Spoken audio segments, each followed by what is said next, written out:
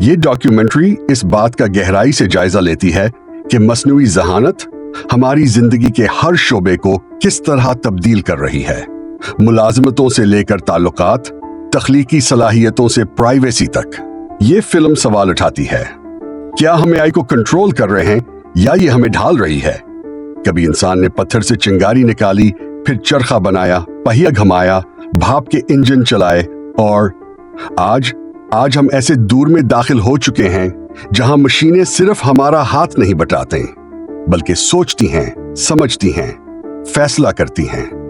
Computers 1950s کے پرانے مین frame, پھر جدید اے آئی، روبوٹس، خودکار گاڑیاں۔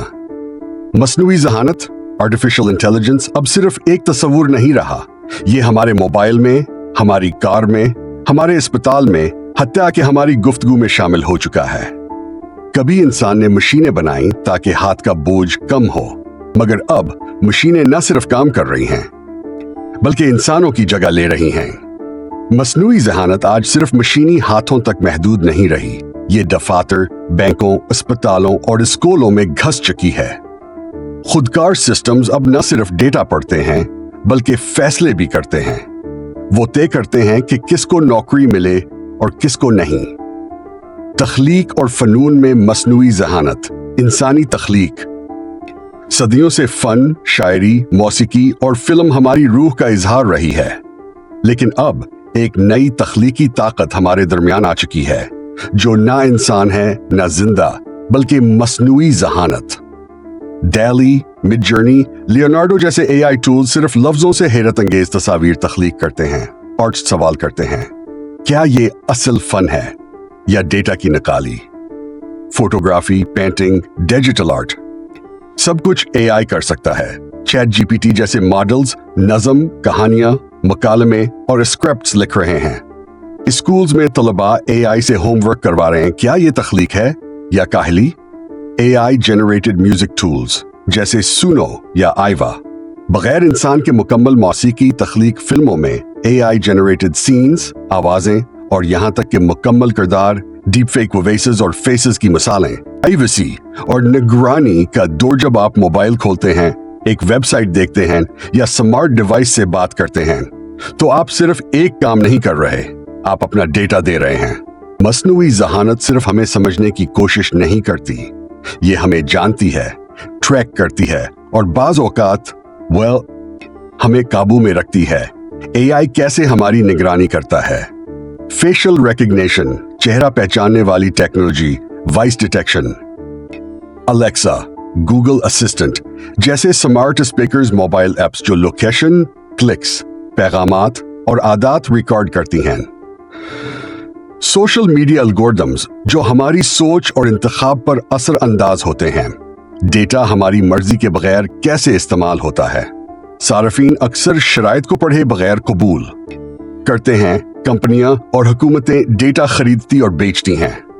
ٹارگیٹڈ ایڈز، پریڈکٹیو پولیسنگ اور الیکشن مینیپولیشن کی مثالیں۔ پرائیویسی بمقابلہ سہولت، سمارٹ ہومز آسانی دیتے ہیں لیکن سن رہے ہوتے ہیں اے آئی بیسڈ سیکیورٹی آپ کو تحفظ دیتا ہے مگر ہر لمحہ نظر بھی رکھتا ہے۔ کیا ہم سہولت کی خاطر اپنی آزادی بیچ رہے ہیں؟ نگرانی کے تحت زندگی، ایک عام انسان کی نظر سے، انٹرویو یا کیس اسٹڈی۔ ایک نوجوان جو احساس کرتا ہے کہ اسے ہمیشہ دیکھا جا رہا ہے، ایک ماہر سائبر سیکیورٹی جو ڈیٹا لیکس اور ہیکنگ پر روشنی ڈالتا ہے۔ طاقت کی عالمی دوڑ، اے آئی کی جنگ دنیا بدل رہی ہے اور اب نئی جنگ بندوقوں سے نہیں، کوڈ سے لڑی جا رہی ہے۔ یہ دوڑ ہے مصنوعی ذہانت پر غلبے کی، جسے اے آئی میں برتری ملی، کل شاید دنیا پر 80 کی حکمرانی ہو۔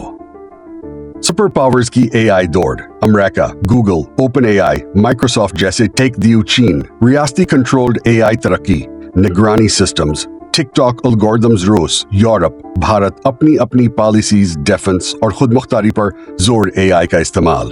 فوجی میدان میں ڈرونز جو خود فیصلے لے سکتے ہیں، A I based facial recognition, spying, hybrid war. A I سے فیک نیوز، ڈیپ فیکس اور الیکشن مینیپولیشن۔ ڈیجیٹل کالونیلزم، کیا ترقی یافتہ ممالک اے آئی ٹیکنالوجی کے ذریعے باقی دنیا پر کنٹرول حاصل کر رہے ہیں؟